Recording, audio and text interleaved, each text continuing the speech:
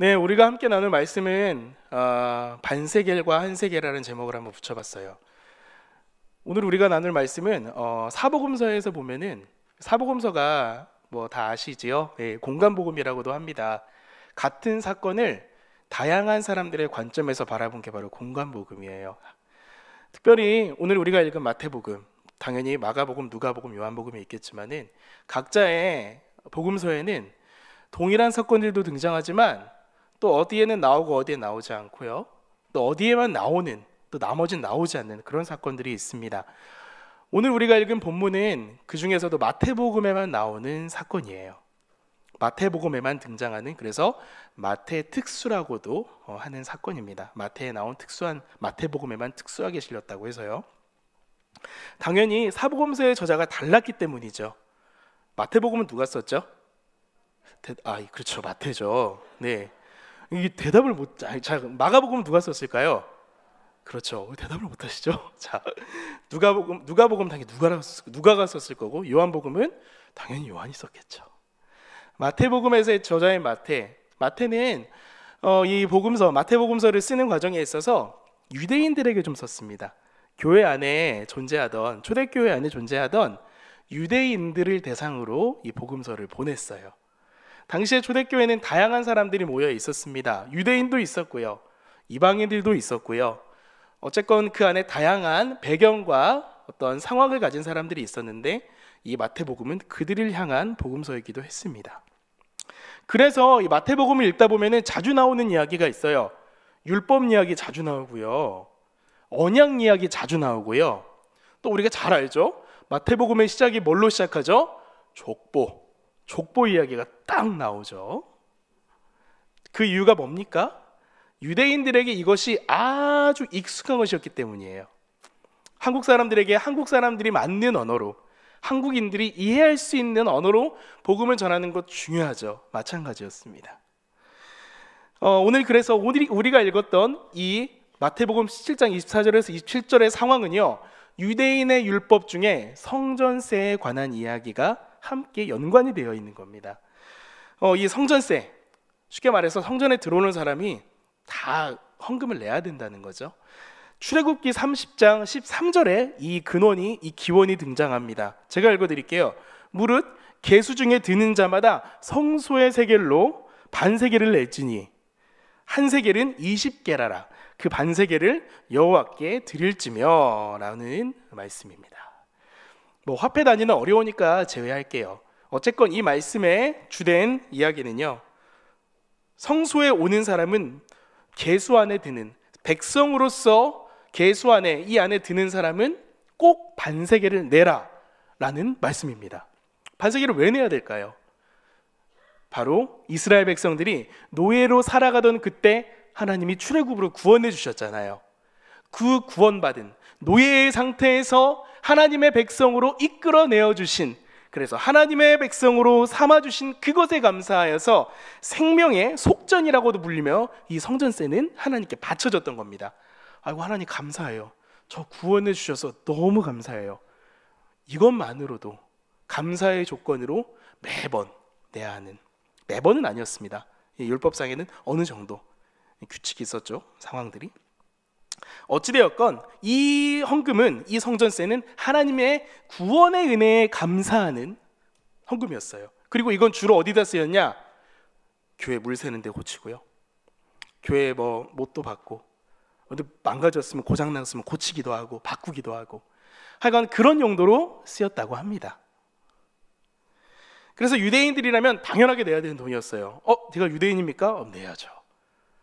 뭐 시비를 걸 수 없는, 토를 달 수 없는, 이방인이 아닌 이상 마치 주민세죠. 대한민국 국민이면 누구나 내야 하는 주민세처럼 내야 되는 거였습니다. 그런데 이 성전세가 이후에는 조금 변질돼요. 처음에 만들어졌을 때는 그 생명의 속전이라는 이름으로, 야, 날 구원해 주신 하나님 감사해요라는 이름으로 이렇게 드려지던 헌금인데, 지금 마태복음이 쓰여진 이 상황은 지금 이스라엘을 누가 지배하고 있죠? 로마가 잡아먹었죠. 로마 제국이 이스라엘을 지배하고 있습니다. 총독 헤롯을 보내서 통치하고 있어요. 로마 사람들이 참 머리가 좋아요. 각 지역마다 문화나 상황들을 존중해주는 이 사람들이 그게 있습니다. 그렇기 때문에 폭동 이런 게 잘 안 일어났대요. 마찬가지였어요. 이스라엘의 종교와 문화를 존중해 줬던 겁니다. 그래서 이걸 자신들의 통치의 수단으로도 삼았어요. 지금 수룹바벨이 세운 성전이 있었는데 그게 사실은 너무 낡았어요. 무너지기도, 이제 뭐 성전으로서의 기능을 할 수 없는 상황이라서 이 로마의 그 지시를 받아서 로마를 대신해서 다스리던 헤롯은 성전을 지어줍니다. 그게 바로 헤롯 성전이었어요. 엄청나게 어마어마했대요. 깔끔하고 깨끗하고 멋지고, 봐라, 누가 지어줬게? 로마가, 너희들의 황제가 지어주신 거다. 아이러니하죠? 하나님을 예배하는 성전인데, 하나님만 바라보라, 하나님이 예배하는 그 성소인데 이걸 지어준 사람이 로마의 황제예요.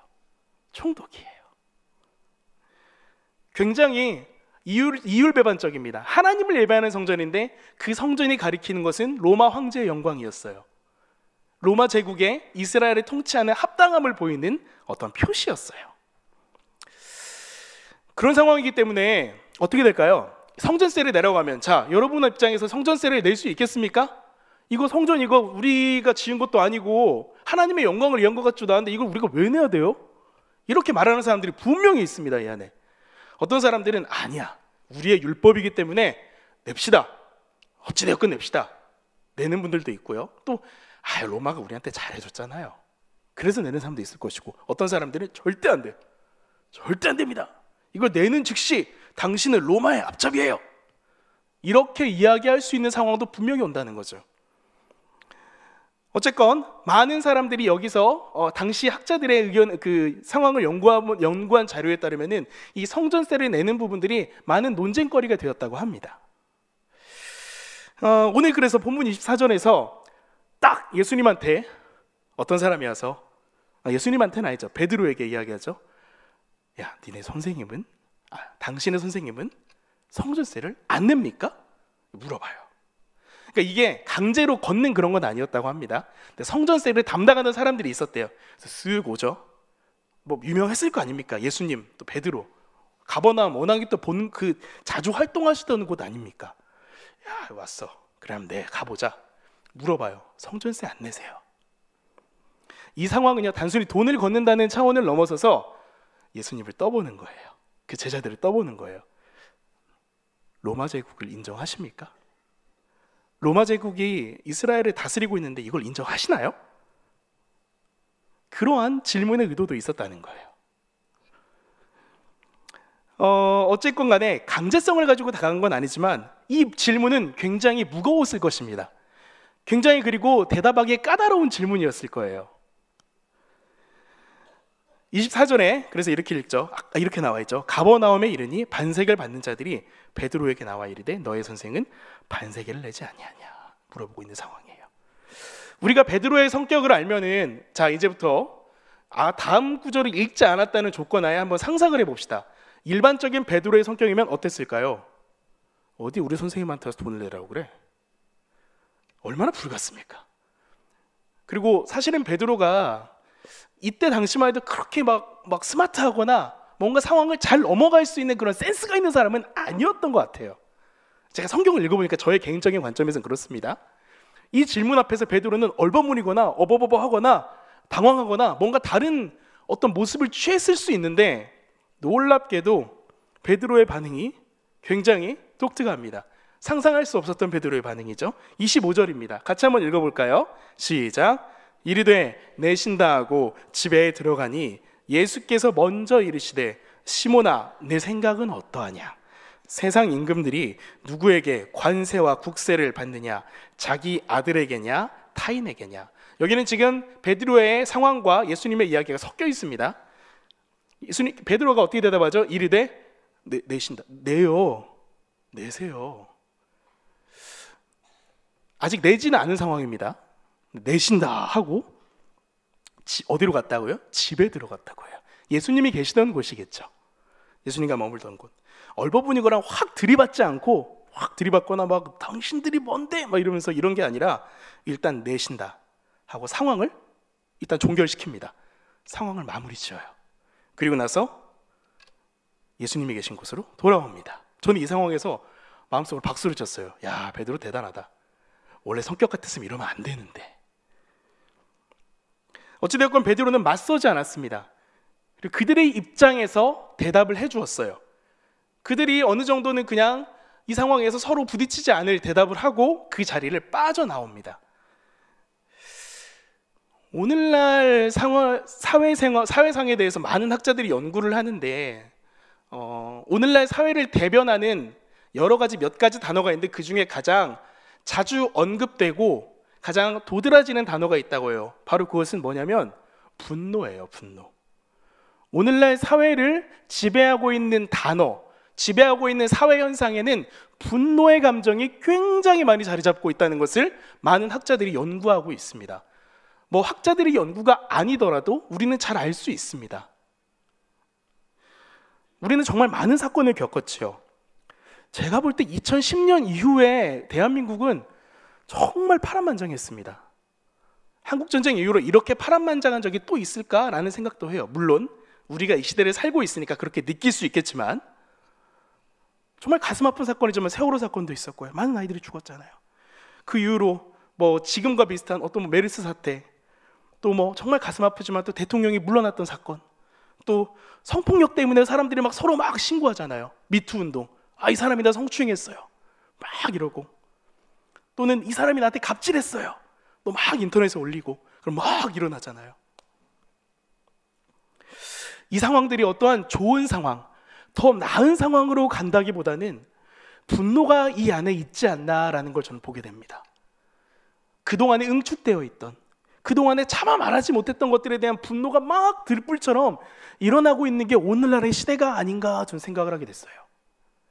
그렇게 된 이면에는 인터넷이 많이 발전하고 서로 이야기들이 빨리빨리 전파되니까 그런 것도 있겠죠. 그리고 들으면서 그렇지, 또 감정적으로 쉽게 동감하는 것도 생기게 되고요. 하여튼 그 상황 속에서 그래서 어떠한 이슈가 발생하면은 뭐 인터넷에 난리가 납니다. 막 그 사람, 그래서 인터넷에 보면 댓글 보면 제일 많이 나오는 게 뭔지 아세요? 저 사람 사형시켜라, 저 사람 죽여라, 뭐 이런 얘기예요. 저는 그런 댓글을 보는데 섬뜩섬뜩할 때가 진짜 많습니다. 분노가 이 사회를 지배하고 있어요. 안타깝게도. 오늘 말씀의 무대에서 여러분, 이 반세계를 내느냐 마느냐의 문제가 단순히 반세계를, 성전세를 내고 말고의 문제가 아닌 예수님과 다니는 그 제자들을 향해서 너희들은 로마를 지지하는가? 지지하지 않는가? 그런 일종의 가늠자였습니다. 그것이. 지지한다고 하면은 지지 안 하는 사람한테 막 불만을 들을 것이고요. 지지한다고 하면 또, 지지 안 한다고 하면 또 지지하는 로마를 향해서 막 이렇게 들을 것이고요.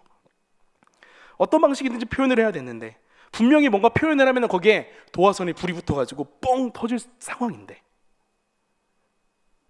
그 상황에서 베드로가 내신다 라고 이야기하며 물러났다는 겁니다. 이 말씀을 통해서 볼 때 여러분, 이 분노가 지배하는 이 시대, 오늘날의 상황 속에서 우리 주님이 우리들에게 원하시는 건 대체 뭘까요? 하나님이 우리들에게 원하시는 건 정말 뭘까요? 나의 이름을 더럽히는 저것들을 당장 응징해라, 하나님이 그걸 원하실까요? 가서 확 뒤집어가지고 엎어버려, 하나님이 원하실까요? 아니라고 봅니다. 만약에 그랬다면 이 상황에서 주님이 당장 쫓아가셨겠죠. 어디 나한테. 우리는 예수님의 십자가 사건으로 말미암아 구원받은 사람들입니다. 믿으십니까? 여러분 구원받으신 분들 맞죠? 맞아요. 십자가라는 건 말입니다, 싸워서 쟁취하는 건 아니죠. 십자가는 싸움의 모습이 아닙니다. 십자가는 싸우고 대립하고 던지고 깨고 하는 게 아니었습니다. 오히려 세상의 눈으로 보았을 때 철저하게 패배한 사건이 바로 십자가 사건이에요. 그럼요, 예수님 십자가에서 무기력하게 돌아가셨잖아요. 세상의 눈으로 봤을 때 얼마나 무기력해요.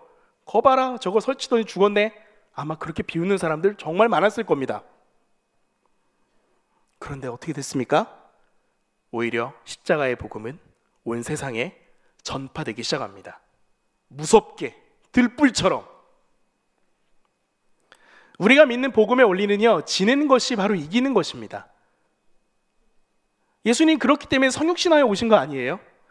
성육신 하셨다는 것 자체가, 인간의 모습을 입으셨다는 것 자체가 패배의 모습을 하고 오신 겁니다. 하지만 그것은 궁극적인 승리로 가는 길이었어요. 생명이 또 다른 생명을 낳는 것, 살아서 낳는 것이 아니라 죽음으로 낳는 것. 분노가 지배하는 오늘의 세상 가운데 우리가 그 옛날 중세 십자군처럼 십자가를 들고 저들을 죽여라 하고 달려드는 것이 아니라 십자가를 가슴에 품고 주님이 죽으셨기에 저도 죽겠습니다. 또는 뒤로 물러나겠습니다.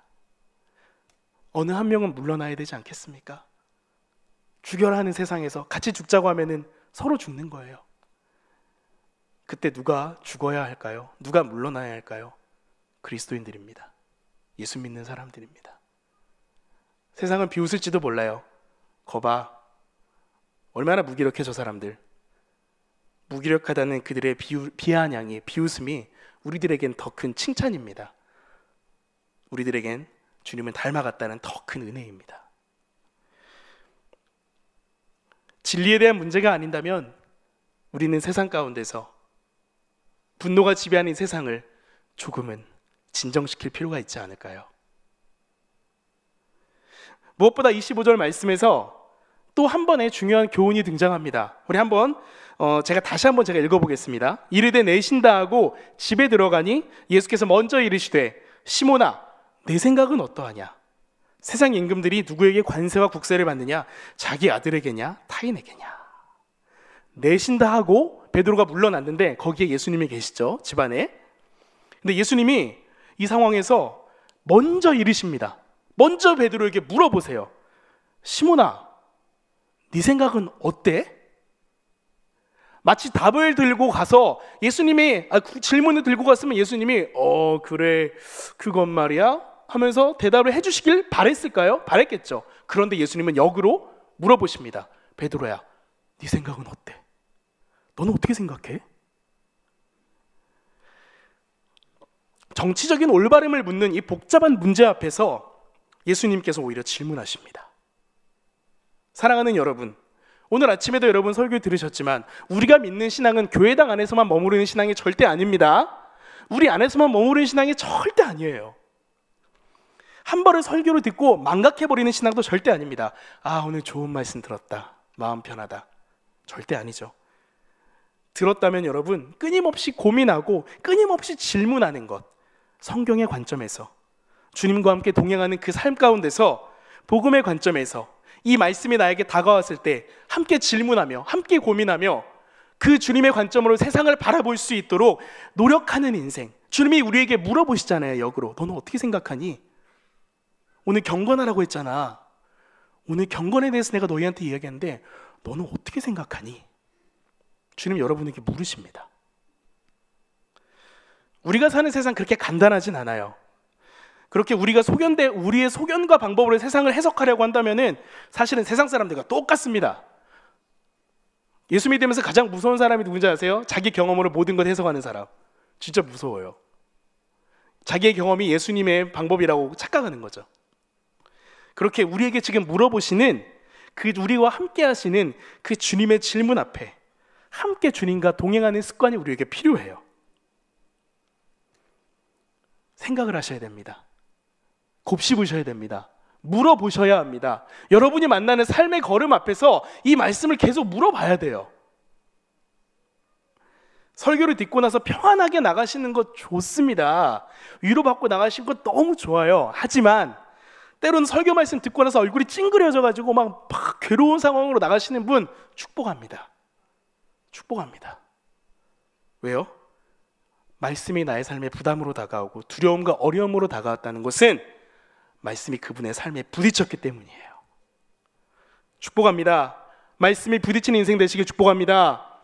말씀이 여러분의 삶에 충돌하는 인생 되시길 축복합니다. 어쨌건 예수님은 그런 세금을 낼 필요가 없는 분이셨어요. 사실은 예수님은 하나님의 아들이시잖아요. 우리도 마찬가지잖아요. 하나님의 자녀로서 세금 낼 필요 사실 없는 사람들입니다. 안 내도 돼요. 그런데 오늘 말씀 이제 거의 마쳤는데요. 27절 말씀에서 주님은 중요한 말씀을 하십니다. 우리 여기까지 보겠습니다. 27절 함께 한번 읽어보겠습니다. 시작. 그러나 우리가 그들이 실족하지 않게 하기 위하여 내가 바다에 가서 낚시를 던져 먼저 오르는 고리를 가져 입을 열면 돈 한 세겔을 얻을 것이니 가져다가 나와 너를 위하여 주라 하시니라. 아멘. 우와, 낚시 좋아하십니까? 낚시 좋아하시는 우리 성도님들 많으시죠? 낚시하고 나는 그 뱃속에 10,000원짜리가 항상 들어있으면 얼마나 좋을까요? 한 20마리 낚으면 20만 원이잖아요. 볼락 하나당 20만 원, 도미는 30만 원, 막 이러면 얼마나 좋을까요? 재밌는 사건입니다. 성경에 나오는 사건 중에 참 재밌는 사건이에요. 물고기를 잡았는데 그 안에 돈이 들어있어요. 주님은요, 이 27절을 시작하시면서 그들이 실족하지 않게 하기 위하여라는 말씀을 하십니다. 와, 주님도 진짜 눈치를 많이 보시는 분이에요. 신경을 많이 쓰세요. 누군가가 나 때문에 상처받지 않기를, 누군가가 나 때문에 실족하지 않기를 주님은 정말 신경을 많이 쓰시는 거예요. 지금 내가 만약에 이거를 안 내면은 야, 그 거들어온 걔네들은 뭐가 되냐, 아휴, 걔네도 내가 구원하러 온 불쌍한 애들인데 어쨌건 내자 하시죠.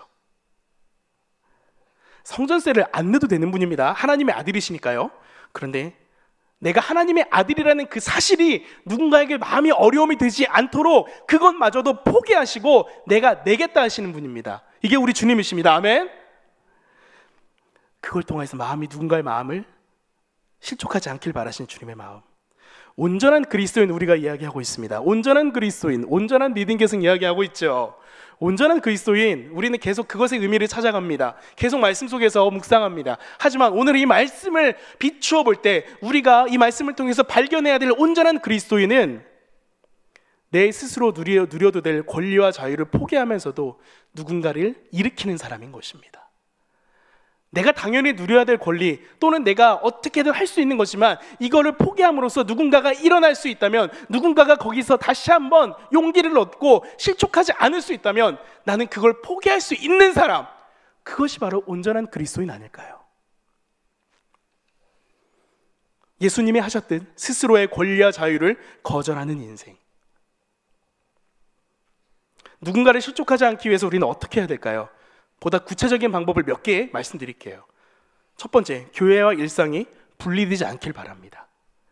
교회의 삶과 일상의 삶이 분리되지 않은 인생, 매우 중요합니다. 듣고 아멘하는 말씀과 살아가는 일상에서의 결정이 다르지 않은 삶입니다. 두 번째, 우리의 삶에 있어서 한 번 더 생각해보는 습관이 우리 삶에 있어야 되겠죠. 덧붙여서 말씀으로 한 번 더 생각해보는 습관.